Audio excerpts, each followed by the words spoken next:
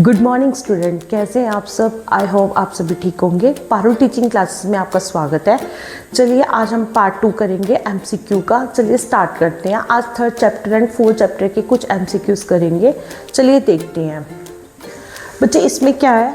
वो कह रहा है कि if A1 and A2 is equal not equal to B1 upon B2 then the pair of linear equation is consistent with a unique solution. बच्चे जब ये A1 और A2 not equal to B1 upon B2 होगा तो ये consistent होगी और ये यूनिक होगी। वो मैं आपको क्वेश्चन करवाऊंगी, फिर मैं आपको बताती हूँ। बट आपको ये याद होना चाहिए, जो A1 upon A2 is equal not equal to B1 upon B2 तो ये कंसिस्टेंट होगी और यूनिक सोल्यूशन होगा।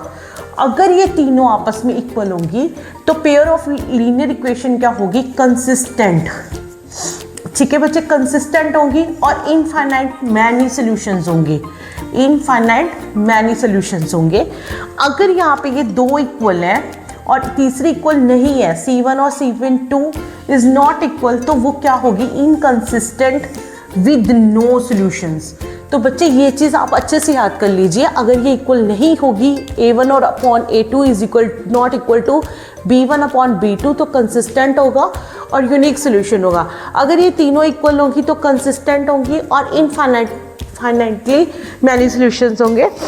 If A1 upon A2 is not equal to ये दोनों इक्वल होंगी। A1 upon A2 is equal to B1 upon B2 is not equal to C1 upon C2 के, तो ये इनकंसिस्टेंट होगा और नो सॉल्यूशंस होगा।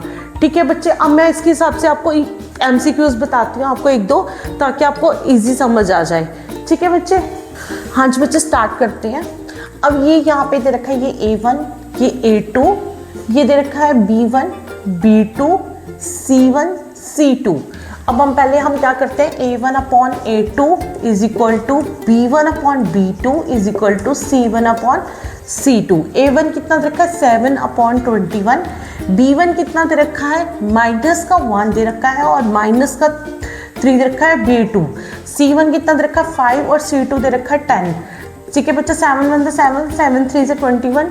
यहाँ पे माइनस से माइनस कट हो जाएगा और यहाँ पे 5 1 5, 5 2 10। तो ये क्या हो गया, यहाँ पे ये दो इक्वल होगी और एक इक्वल नहीं है, तो ये क्या होगा, इनकंसिस्टेंट होगा और नो सॉल्यूशन होगा। Inconsistent and no solution. एक बच्चे और बात बताती हूँ मैं आपको, एक मिनट, अभी हम ये क्वेश्चन कर लेते हैं। तो इसके बाद यहाँ पे इंटरसेक्ट नहीं कर रही है, intersecting at one point coincident. बच्चे ये पॉइंट बताना रह गया, मैं आपको बताती हूँ। तो ये क्या होगी, पैरेलल होगी। ठीक है बच्चे, अब मैं बच्चे इसमें हम ना ग्राफ बनाते हैं ऐसे।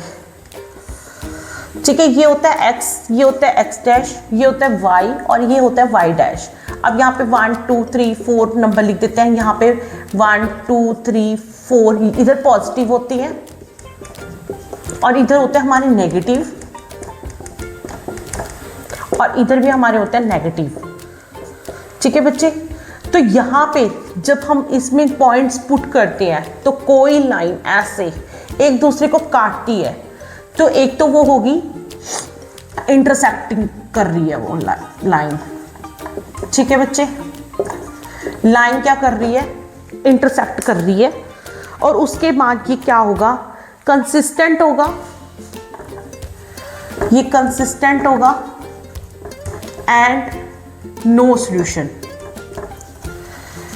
जब लाइन क्या कर रही है, इंटरसेक्ट कर रही है, मतलब A1 upon A2 is not equal to B1 upon B2। ठीक है बच्चे, अब बच्चे हम फिर से ग्राफ वाली लाइन बना लेंगे। सेम 1 2 3, इधर पॉजिटिव जाएंगे, इधर नेगेटिव जाएंगे, इधर भी पॉजिटिव जाएंगे, इधर ये नेगेटिव जाएंगे। बच्चे जब हम उस क्वेश्चन को सॉल्व कर रहे हैं, यानी कि A1 upon A2 is equal to B1 upon B2 is equal to C1 upon C2, तो जो दोनों की दोनों लाइनें एक ही लाइन पे ही जा रही है, मतलब ये तो मैंने सिर्फ आपको समझाया है, तो ये क्या होगा, कंसिस्टेंट होगा। And infinitely many solution and consistent होगा, इनफाइनाइटली मैनी सॉल्यूशंस भी होंगे इसके। ठीक है बच्चे, उसके बाद मैं थर्ड पॉइंट बता देती हूँ आपको। जब a1/a2 is equal to b1/b2 is not equal to c1 और अपॉन c2 होगा, मतलब जो हमने ये ग्राफ बनाया है उसमें टू लाइंस क्या जा रही है, पैरेलल। क्या जाएंगी बच्चे, पैरेलल। ठीक है बच्चे, और उसमें क्या होगा, इनकंसिस्टेंट होगा,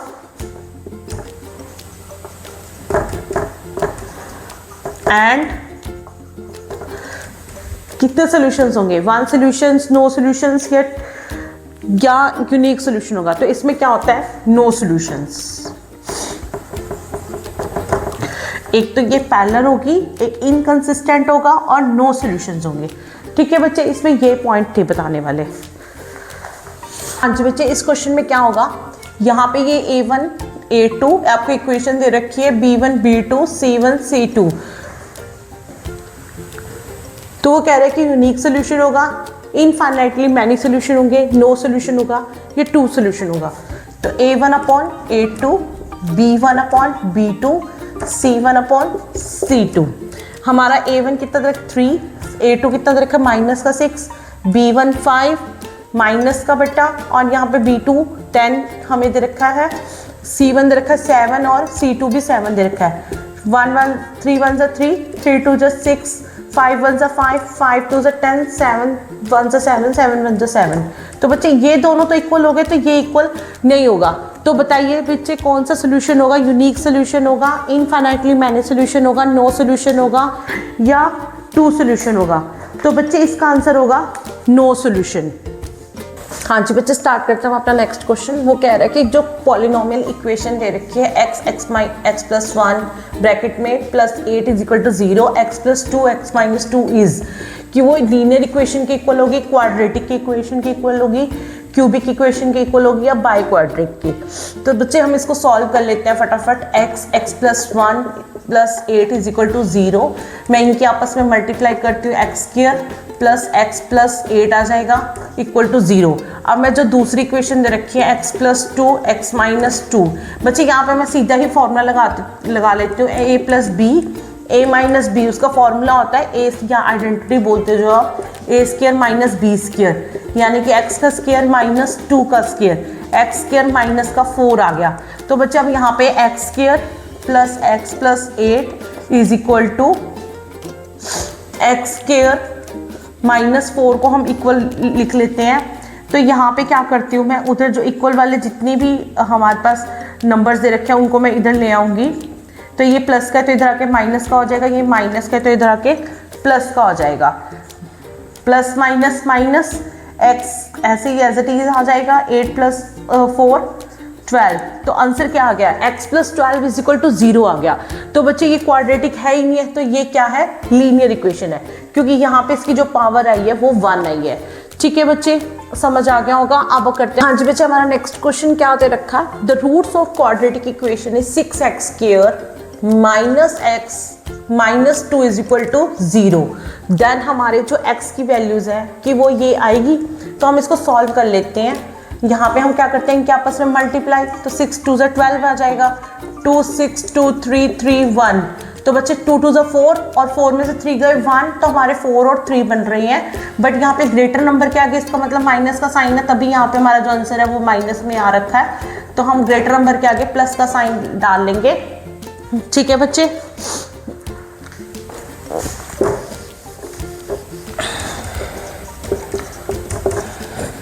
बच्चा मैं यहाँ पे कॉमन ले लूंगी, इन दोनों में से 2x कॉमन आ जाएगा, तो यहाँ पे हमारा बचेगा 3x माइनस का 2, यहाँ पे 1 ही कॉमन आ रहा है, 3x minus 2 is equal to 0। तो 3x minus 2 is equal to 0 एक बार हम ये लिख लेंगे, 2x + 1 इज इक्वल टू 0 हम एक बार ये लिख लेंगे। तो x ये प्लस का 2 है तो उधर जाके माइनस का 2 हो जाएगा, ये मल्टीप्लाई में तो उधर डिवाइड हो जाएगा, ये यहाँ पे प्लस का 1 है तो उधर जाके माइनस का 1 हो जाएगा, और ये यहाँ पे मल्टीप्लाई में तो ये डिवाइड हो जाएगा। तो एक बार हमारा आंसर आ रहा है 2/3 एंड -1/2।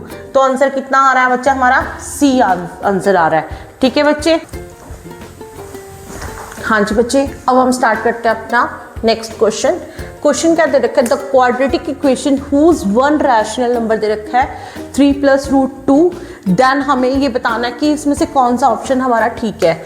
तो बच्चे जब हमारे को एक दे रखा है नंबर 3 + √2, तो जो दूसरा एक क्वाड्रेटिक इक्वेशन होगी वो होगी 3 - √2। तो बच्चे हम आपने पता उसमें क्या करते हैं, हम पहले सम कर लेते हैं, तो इन दोनों का हम सम कर लेंगे। ठीक है बच्चे,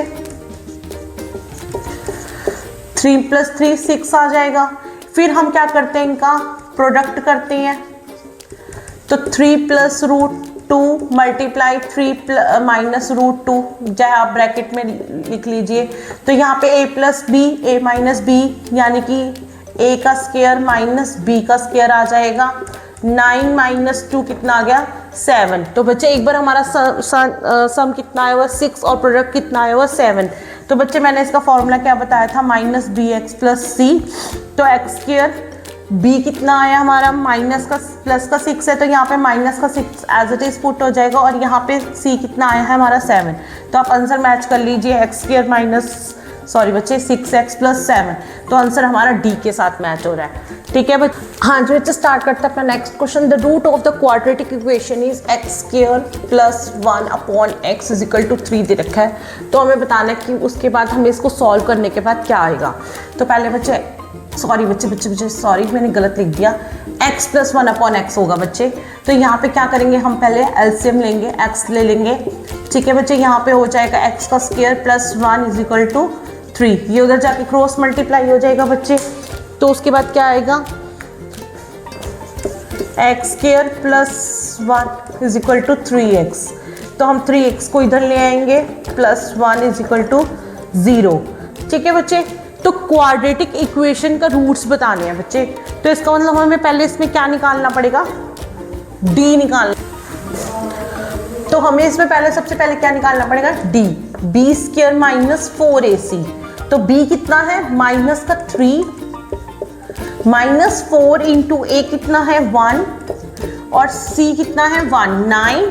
9 - 4 = 0, तो 5 = 0।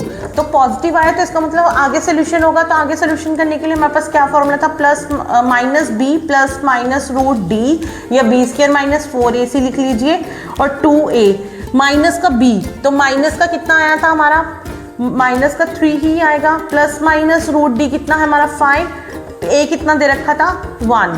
ठीक है बच्चे, तो माइनस प्लस √5/2। ठीक है जी, तो एक बार आंसर आ गया 3 + √5/2, एक बार आ गया 3 - 5 √5/2। तो हाँ जी, माइंड चेक कर लीजिए, 3 + √5/2, 3 - √5/2, ये हमारा आंसर आ गया। ठीक है बच्चे, thank you so much, and please channel को लाइक, शेयर एंड सब्सक्राइब कर दीजिएगा। और